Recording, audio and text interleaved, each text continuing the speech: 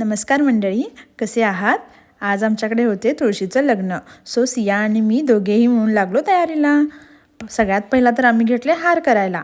सिया बसलेली चिरमुरे खात आणि तिची मध्येच मस्ती सुरू झाली. तिची ही मस्ती मला तर बघायला खूपच आवडते. गाईज, तुम्हाला कसं वाटतं मला नक्की कमेंटमध्ये सांगा. आणि त्यानंतर आम्ही घेतले पुरणपोळ्या करायला आणि पुरणपोळ्या उरकून आम्ही लागलो रांगोळी काढायला.